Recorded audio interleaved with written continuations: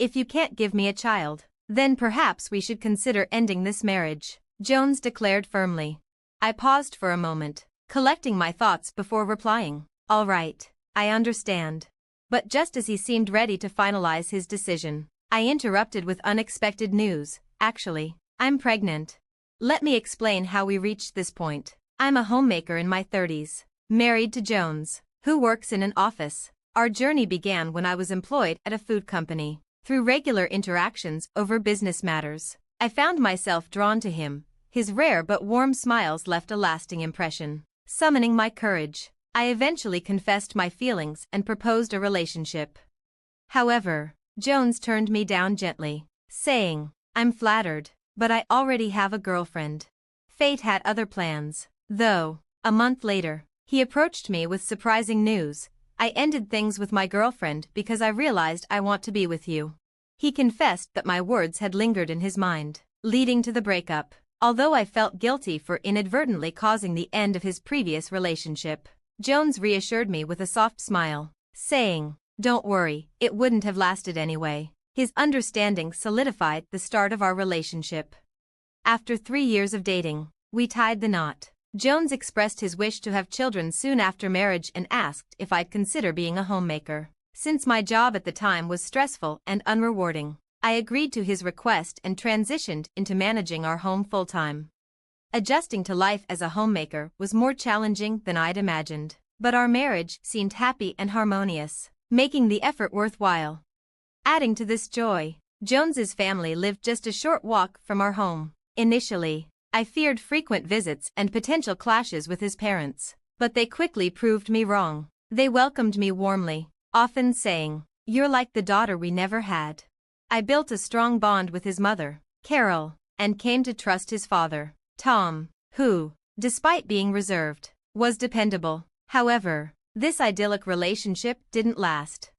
A few years into our marriage, their attitudes shifted dramatically. Tom became even more withdrawn, and Carol's demeanor transformed into something unrecognizable. Her once kind words were replaced with sharp criticism. Living so close, she began visiting often, especially when Jones wasn't home, persistently demanding, "When will you give us a grandchild? It's your duty as a wife." This was a stark contrast to her earlier advice, "Children are a blessing. They'll come when the time is right." The pressure mounted as Carol began comparing me to others. "The neighbor just had a baby," she'd point out. "Why haven't you?"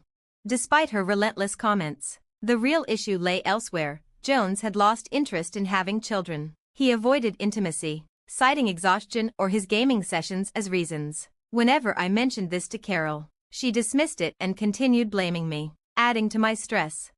Eventually, I confided in Jones about the pressure I was facing. He reluctantly agreed to make more effort, but our attempts to conceive remained unsuccessful. Carol's criticism grew harsher, further straining my nerves. To address the issue, we opted for fertility treatments. However, instead of bringing us closer, the process drove a wedge between us. Jones became distant, spending hours gaming and lashing out over trivial matters. He criticized me for spending money on hobbies and labeled me a burden, despite my sacrifices to support his wishes. One day, I discovered he had quit his job without telling me. When I confronted him, he coldly replied, "It's none of your business." With Jones unemployed and uninterested in finding work, his days revolved around gaming. Our once rare arguments became frequent, and soon we stopped communicating altogether. I began questioning the point of staying in this marriage. Our bond had eroded, and the thought of leaving started to seem like the only option. One evening, unable to tolerate his behavior any longer, I confronted him. "You need to grow up, stop playing games and find a job," I demanded. His response left me stunned. "Oh, by the way, my mom thinks we should divorce if you can't give me a child." Unexpectedly, I felt a flicker of gratitude toward Carol. For once, her harsh words gave me clarity. Because, you see, I was pregnant. I'd recently found out but hadn't told Jones yet, and in that moment, I decided to withhold the news, realizing I needed to focus on my own future and newfound strength. I replied, "Understood," then took the divorce papers I had already completed from a drawer and handed them to him. His reaction was one of surprise, clearly. He hadn't expected me to agree to the divorce, much less have the papers ready. He froze, stammering, and for the first time, his usual arrogant demeanor disappeared. He stood there, bewildered, though it seemed like he was about to speak. The pressure of his mother's words was weighing on him.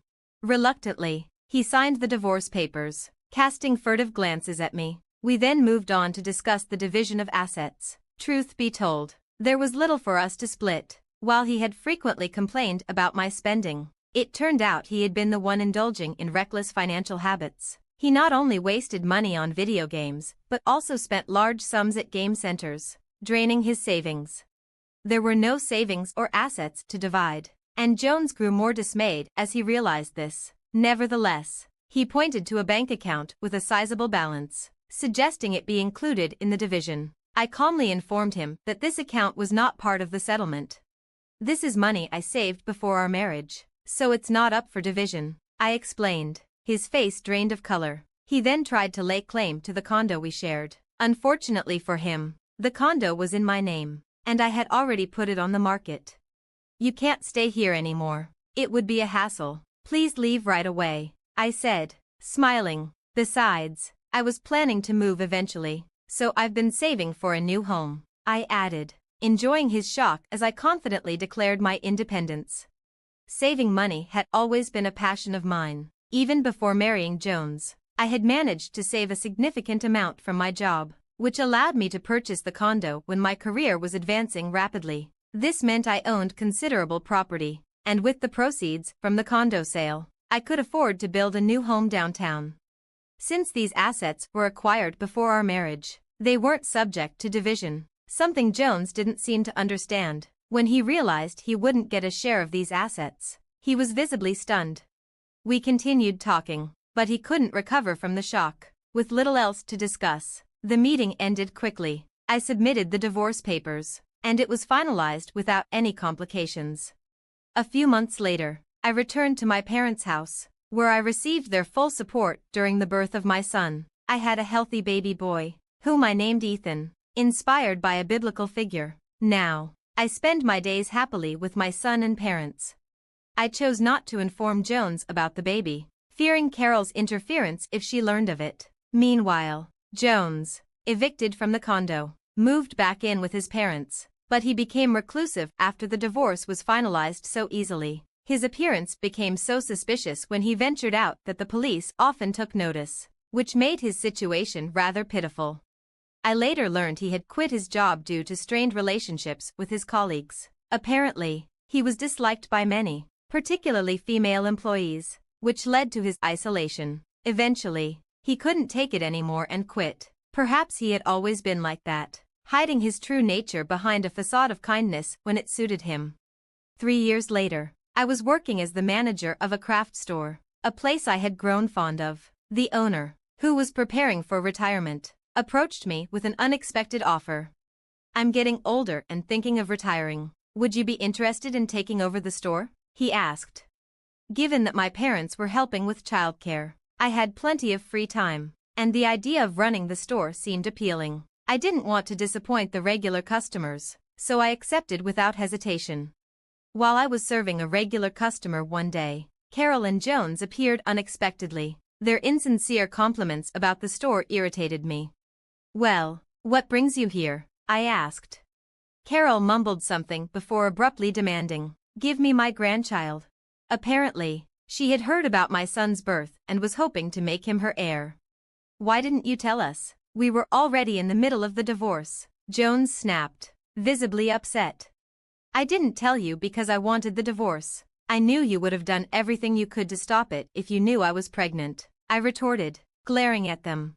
Carol persisted, demanding I return her grandchild, citing the 3 years we had been married. I was taken aback by her audacity. Just then, my parents entered. Sensing the tension, they asked, "What's going on? Is everything all right?"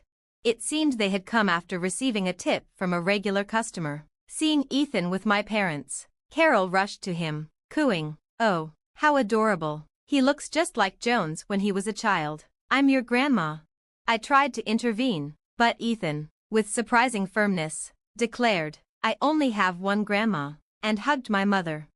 My mother then politely asked Carol to leave, but Jones tried to forcibly take Ethan from my parents, shouting, "Just give him to my mom." I stepped in front of him to protect Ethan, but I was no match for his physical strength. I was shoved aside, and Jones nearly grabbed Ethan when, out of nowhere, my father executed a flawless shoulder throw, sending Jones sprawling. I looked up in shock to see my father, a former police officer with a reputation for competing in national championships, standing confidently. Jones, completely unaware of my father's skills, could only gape in pain and disbelief. "If you try to take my child or grandchild again, I'll take appropriate action," my father warned, showing his police badge. Carol turned pale, and they hurried off in a panic. I never learned what became of Carol and Jones after that, and truthfully, I didn't care to know. Several years later, Ethan expressed his desire to follow in my father's footsteps and become a police officer. "When I grow up, I'm going to be a police officer too, so I can protect Mom," he proudly declared. Under my father's guidance, Ethan excelled in his studies and martial arts, becoming a force to be reckoned with. I look forward to watching my son grow, grateful for the unwavering support and protection my father has given us. Thank you for watching until the end.